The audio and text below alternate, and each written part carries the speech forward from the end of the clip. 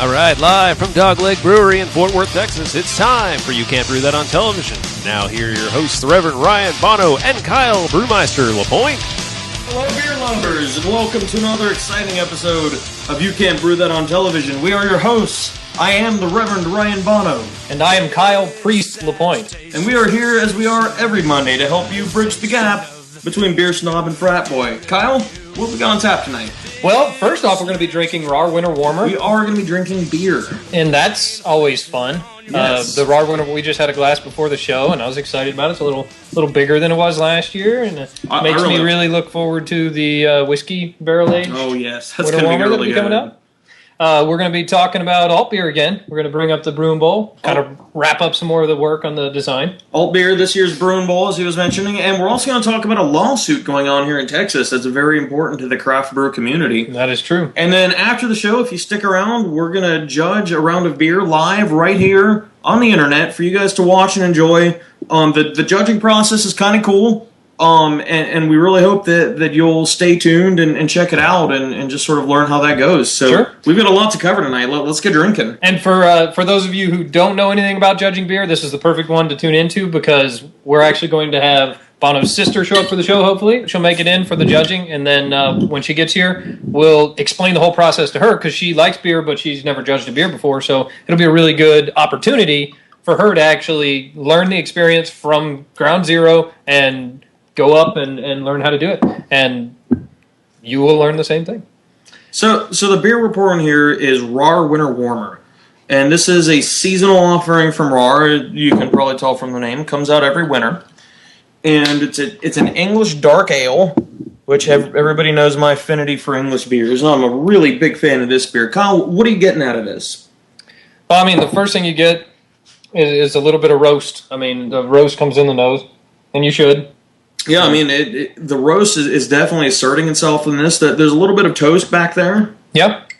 I mean, that's basically what you get through the whole thing. You get roast and you get toast, a little bit of bread, but it's just so big and roasty. The bread comes and goes, and you're right. I think it's being really pushed out by the roasted flavors. But it's balanced enough to where you wouldn't want to call it a stout, for sure. Oh, certainly, yeah. So it comes through, and I guess, it's a little bit chocolatey, but not really. It's not overboard to where you would call it a brown. There's a hint of chocolate in there. There's just a little bit. Let's talk about, I'm glad you brought up why you wouldn't call it a stout. Let's talk about the difference. This is an English dark ale, and another English dark ale that you're probably familiar with, a little bit darker, is going to be porter. So what are some of the differences we're going to be looking at between this and say, a good porter? Well, I mean, porter's going to be pretty much bigger all around. This is closer to a porter, sure, than a stout. Certainly, yeah. And a porter is going to have some of the chocolate flavors in there as well as the, but it's going to be chocolatey a little bit more. I think that's something you'll see more in a porter. I think porter's going to be a little smoother than this, too. You're typically going to get... This has got a heavy alcohol content that I guess you'll see that in your bigger porters, but... And we'll be actually reading about porters we later will in tonight, a little bit, so we'll stay be able tuned. to discuss that because that's one of the beers we'll be judging.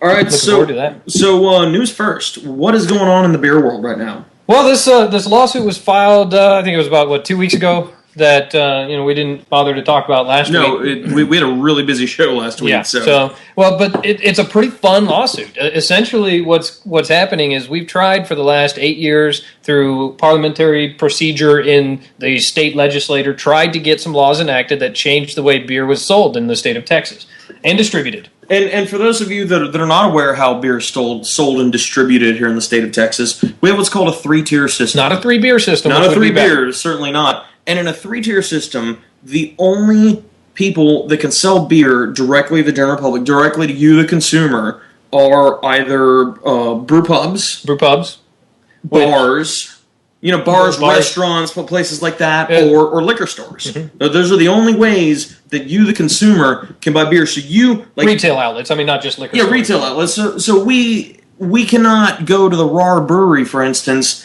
and buy the beer that is made there. We have to go to the store down the street and buy his beer from down the street. And technically, they can't tell us which store down the street to buy it from. So otherwise, that would be soliciting sales of their product, which is illegal. There's a whole bunch of just little silly rules. Then one of the other bigger things that they've got in that same situation, one of the bigger things, I think that's probably the biggest what we've already discussed, but the naming of beers in Texas is just silly. Yeah. The label laws, and you have to call anything above a certain alcohol percentage, which I think is 4.2 by weight. You have to call it an ale. And, it's like, well, you got beer lovers out there and that come to the state and don't necessarily realize, well, I thought this was a lager, and they're looking at it and they're trying to figure out what's going on. And they, eventually people will realize, oh, it's just silly Texas laws. But, this is basically a really good opportunity to find another avenue to try to spark some of the Texas Alcohol Commission or Texas Alcohol and Beer Commission, whatever it is, to try to spark them into taking action and actually going through the process of changing these laws. Because at this point, we don't know if our legislature will ever do it. These laws have been trying to go for the last, like I said, 8 years. They've been trying to get things through. Vanessa, you can step through. Yeah, you can step across. Sorry, an audience member is showing up late, but for those of you who know my sister, you know that is to be expected. She's actually on time in her world. So, as Colin mentioned, they've been trying to get this done through the legislative route for quite some time now, and it's been failing every time. They just haven't been able to do it. So, Jester King, who is one of our local craft breweries, very good, down in Austin. Looking at you, future Austin resident. Down in Austin, they make spectacular beer as Jester King, and they want to sell it directly to the general public. So they're very small batch too. So very small batch, very, very trying to good get beers. yourself distributed when you make small amounts of beer is very difficult. It's difficult, and so they've decided to sue the Texas Alcoholic Beverage Commission, and essentially what they are claiming in their lawsuit is that all they want is to have the same rights as a brewery that wineries have. Yes. And so they point out wineries who have all the rights that they want and say, we're selling essentially the exact same thing, only it's made with grain instead of grapes. And it's a lot less alcohol. And it's a lot lower alcohol, and we have a lot more stringent regulations on what we're trying to sell. So I really think that this lawsuit has a chance to go because it's a really strong play, I think. Yeah, it's an interesting avenue to take to try to get this to go because basically what you're talking about now is instead of letting these lawmakers put it through committee and not put it through committee and then vote on it and then not vote on it, it makes it to the calendar or it doesn't make it to the calendar. Instead of all of that garbage that normally goes on through the process, you're actually able to just take it straight to the streets and really go at it with the Texas, and like I said before, the TABC, I'm not really sure if they want to win this lawsuit because I'm not sure that they do actually. And think about it from their perspective, they're stifling the growth of small breweries, which they make a lot more money on their issuings of permits and things like that than they do on having one big company that sells the same beer over and over and over. And I'll tell you who's going to be hurting the most through this lawsuit is the legislators in the state of Texas. Did this backfire on wineries? Well, wine. The legislators. That would be pretty funny. We want the same rights as wineries. Yeah, we'll take their rights away. What? Yeah, those wineries have far too much rights. I'd be all right with that. Yeah, that'd be cool. The legislators are going to be hurt because think about how much money the dirty distributors are giving to the legislators to keep these idiotic laws in place. I mean, the laws that are preventing the growth of craft brewing are moronic. There's another way to say it, that wineries are allowed to do one thing and craft breweries aren't. So the only way they're in place is with loads and loads and loads of money from the distributors because they stand the most to lose from this. And from what everybody said, that's kind of the rumor in the back mill that maybe that's what's been stopping it from actually making it through the legislative process. It's the only thing that could stop it. Yeah, and because everybody else, wants it. Even the big brewers don't mind the fact that they could start more breweries because if they could buy a little guy and sell for little guy prices their big guy beers under little guy label, they can make a lot more money too. So they want to do all of that as well. It's and really. So someone call Alex Jones. We've got a conspiracy on our hands. Yes. So I don't know who Alex Jones is, but we'll call him. Yeah, he sounds nice. Definitely give him Charlie Sheen's friend. He would love a good conspiracy theory. But this thing goes all the way to the top.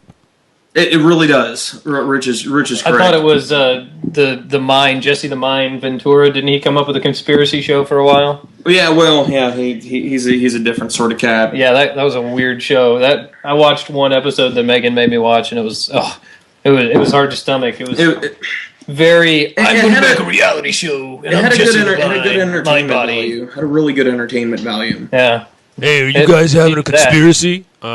Yes. I'm gonna beat you up now. Rah!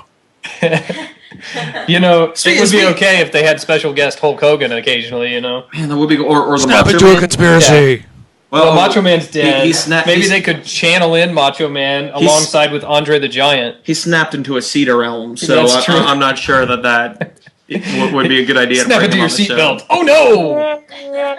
Wow, we have gotten off track early in tonight's episode. We haven't even started judging beer yet. That's true. Let's talk about Dusseldorf Alt. Okay. Anyone? Nobody else. All right, that concludes our Dusseldorf Alt We'll talk segment. about Dusseldorf Alt. For those of you that are just joining us, Up next, fart jokes. Maybe you haven't watched every episode this season. We do an annual event every January called Brew and Bowl, and we get together, we watch football, we brew a beer together with you, the fans of the show. A lot of you came out last year. It was a lot of fun. And we designed that recipe during the fall season. So it's a big party. I mean, we start brewing early, but people start showing up a little bit later, and then by the time the football games roll on TV, we're hopefully well through the brewing process. Hopefully, yeah. And, typically we are. And once we get to that point, then, we start drinking the beers and we start watching the brew or watching the bowls on TV. And it's just a lot of fun. You just don't know at this point who's going to be on TV at that point. Hopefully it'll be Alabama because they're more deserved of a game earlier in the year than, say, another one-loss team in the country. We can discuss that on our appearance on the Half-Ass Sportscast. But until then, this year's beer that we're doing for Brew and Bowl is Dusseldorf Alt. And we talked a little bit about this. The tech fan says, yes, we did get beat by a crappy team. Yeah, he does point that out. All right, we're talking about alt beer. Quit getting derailed. Let's just talk about football. Is anybody really interested in beer? I'm not. Oh man, did you see any of those posts with Texas Joe on my website today? No, I did not. Man, you got to go back and read that. Eventually I made a bet with him after he trash talked Oklahoma's defense for so long, mainly with leaving marquee games of Missouri and Texas Tech as his only arguments. And then I said, okay, well, let's go rivalry games. We'll make a bet. Case of beer. And whoever beats their rival by a bigger deficit or gets less points scored against their rival, than the other team got scored on. So, i.e., Oklahoma State put 38 points up on Texas. Okay. So if we only let 35 up, I'm plus 3. Oh, okay, all right. And same with A&M. We put 20, or A&M put 25 points on us. So there we go. This is rolling. The intro to the Half-Ass Sportscast. Wednesdays all right. Hello, sports lovers, and welcome to the Half-Ass Sportscast. We are your hosts. I am the Reverend Ryan Bono. And I am Kyle Priest LeBoyne. And we're not going to talk much about sports. No, we're done. We've derailed. We're back. Now we're going to talk about alt beer. We're back on track. We're going to talk about alt beer. Alt beer, really quick, this is what we're brewing this January. It is essentially one of the only German ales, and we talked a little bit about how legislatively they ended up kind of forcing people in Germany to drink lagers, but up in the north, ale was allowed to be made. So that's what we're going to be making, and we've talked about our malt bill. Tonight we're going to talk about hops. So, Kyle, what do we know about our hop additions? What are we going to be looking at first thing? It's a decently bittered beer. Okay. Somewhere around 25 to 30 IBUs is kind of common. And it'll be German hops, Spalt and Tettnanger and Hallertau, Saaz, those kind of hops. Any of those they tend to have a slightly spicy character, but they're just very, very gentle hops. They're not going to be citrusy like the Americans. Nothing too assertive, nothing really fruity. They're just going to be sort of gentle, earthy almost, a little bit spicy, things like that. So whenever we're making a beer, and we are trying to make to style for this, sure. So we go to the style guidelines, and what are the 3 different things we're going to get of our hops? Let's look at these one at a time. The first hops that you're going to put in, what are those going to do for you? Those will increase the overall bitterness of the beer. So you add the hops in early in the boil, and what happens is it has a chance for the little lupulin oils to isomerize and mix in, and basically you get a bitter beer. Like things that you normally say you don't want in a beer, you kind of want to balance out the sugars. So that's what you get. You get a little more bitterness. Okay, so let's look at our bitterness first. Okay. We go to style guidelines, and you're typically not going to get any bitterness in aroma or appearance. Certainly not in appearance, but flavor. We go straight to the flavor part of the style guideline, and the very first 3 words in the flavor profile are assertive hop bitterness. Okay. So that means you're going to have a lot of early boil hops. We're going to be putting a lot of early boil hops into this, and we look at our international bittering units, and we're aiming for 35 to 50. I apologize if Bono screams like a girl and runs off set. He is afraid of thunderstorms. Is that thunder? Scared of the thunder. I thought somebody needed some dinner. Maybe. Actually, we might be having an onion situation again. That's true. We don't want to derail into the... You'll find out if I run off screaming like a girl. So, we look at the IBUs, and it says 35 to 50. However, you do a little bit more research. That's more than I was thinking. You do a little more research. You dive into it a little bit more, and you find that the range is even bigger than that. Actually, you can make what's called a sticka or secret alt, and this sort of interesting like variety of alt here, sticka. Oh, I'm being corrected. He was doing his shtick by pronouncing it incorrectly. Yeah, I was doing my shtick by pronouncing it incorrectly. In a shtick alt, our bitterness can get up to 60 IBUs, which is pretty assertive for German beer, especially. Yeah, and we apologize for any corrections in the audience. We have a germaphobe or Germanphobe. How do you pronounce that? Germophile. Germophile. He's a germophile, and he's got a shtick up his butt on how we pronounce things. So go on with the Borophyll.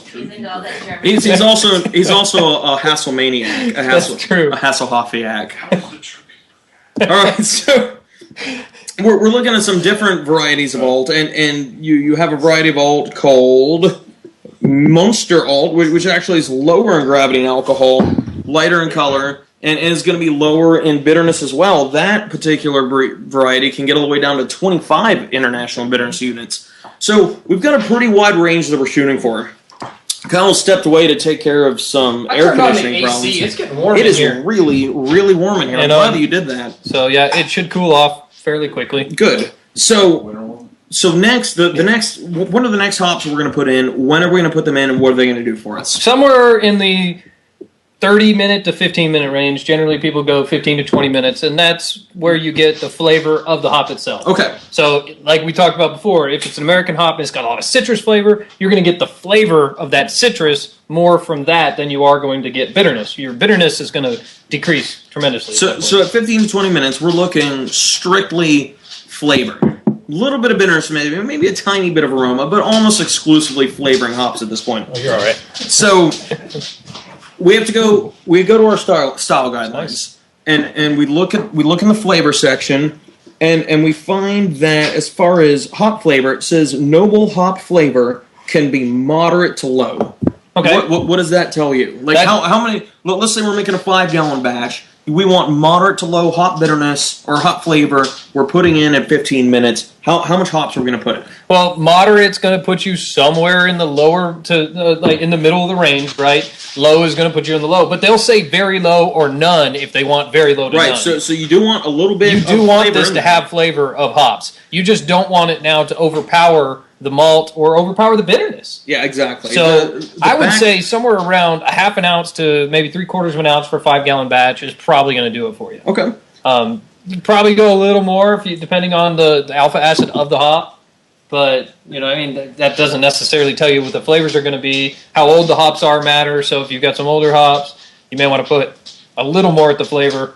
But in essence, I'd say shoot for about half an ounce to 3/4. Half to 3/4 of an ounce. And then the last hop addition we're going to put in, we start at the beginning of the boil. We're now at the end of the boil or even post-boil, which we'll get to in a minute. But let's talk flame out. We take some hops and we throw them in there right when the boil's done. What are those going to do for us? Aroma.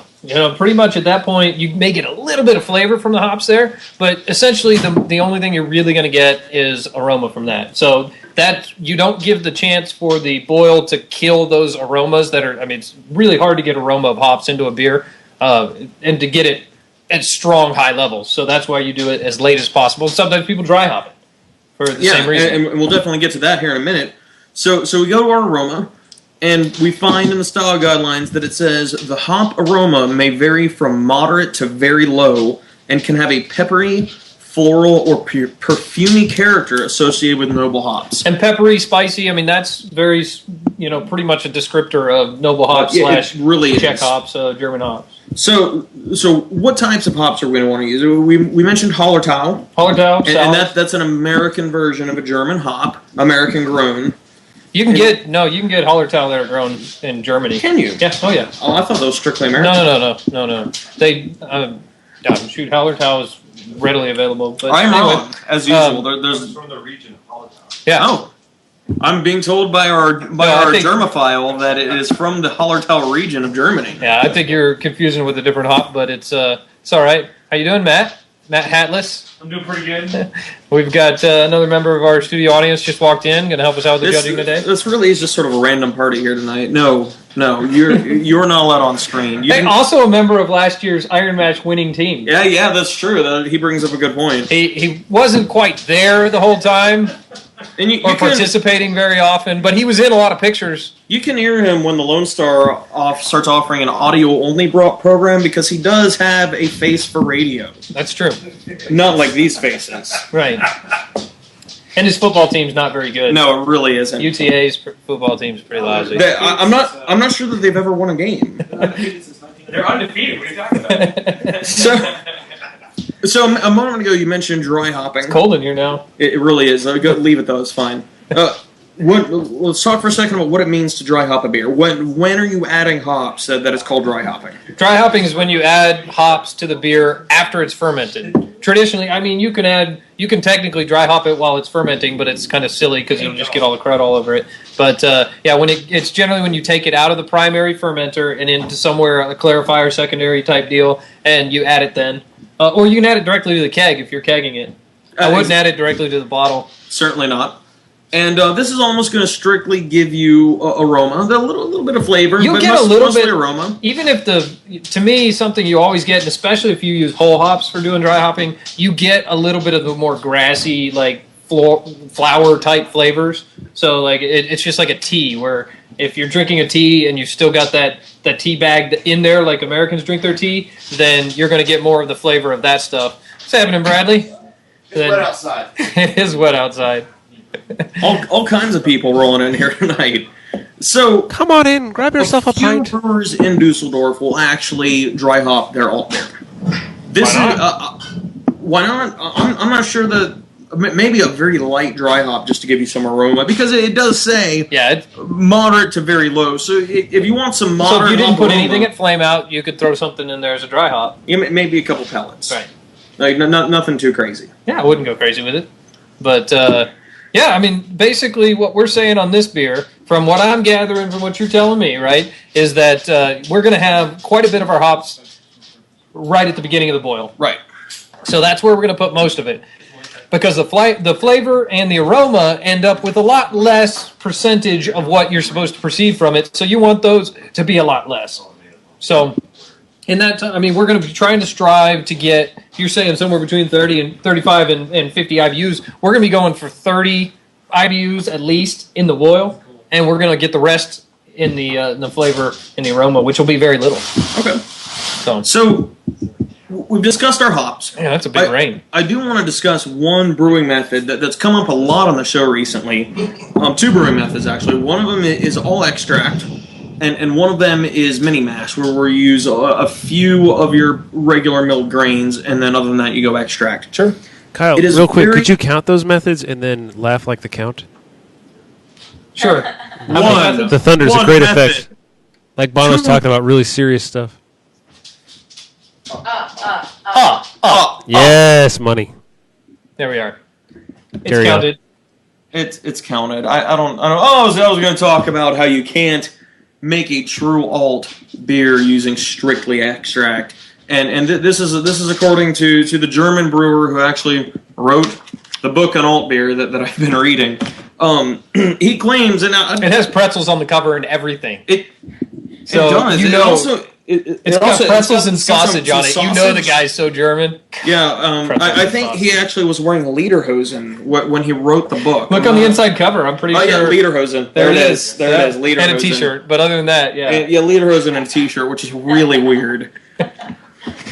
So anyway, he claims that you cannot get the proper flavors and the proper mouthfeel, and really you just can't get anything properly out of an alt beer using only extract.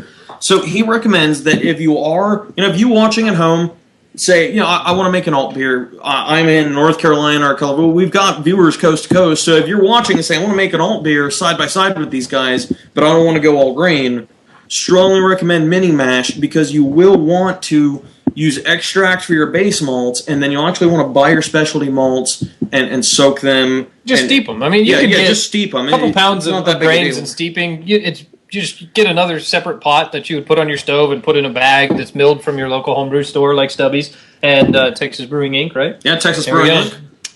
And so represented here tonight. When somebody brings beer to my house, I will plug their store. You hear that? I will do it. Plugging what? Their store. Whose store are you plugging? Theirs. Okay. What have we learned tonight, other than that we have I won't repeat what your sister just said. I know that. we learned that my sister has a dirty mouth. Filthy mouth. Phil, I don't know where she comes up with that. What did we learn tonight? Well, we learned that alt beer can be a very good discussion as long as you don't get sidetracked. We learned that Colorado School of Mines has a bad football team. Right, that's true. They make a pretty damn mean concrete canoe. As does the University of Texas at Arlington, which has a really good football team. They're undefeated. Huh? Mavericks. The Mavericks do not have a good football team. We also learned we like the Winter Warmer. The Winter Warmer really is a fantastic beer, year in and year out. Year. And they did a great job with this one over at RAR this year. And they'll probably be big bottling the Whiskey Warmer again this year, I'm guessing. I'm definitely going to be all about. December Vanessa, did you have the 1st, Whiskey they Warmer say. one year when you were up?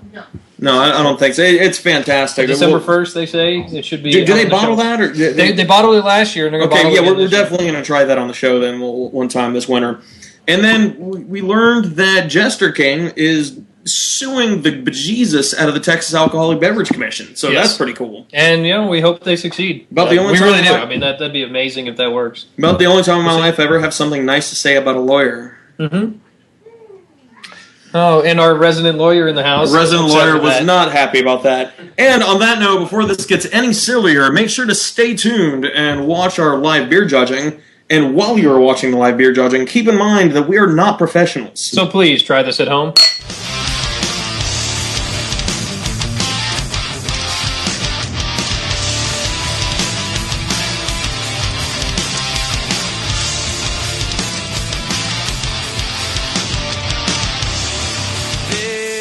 Agitation, frustration, memorization of the things. All right, for those of you out here who are watching, that's Vanessa, that's Stubby, that's Matt in the hat, that's Matt no hat, that's Chris Bradley. Oh yeah, we're still broadcasting.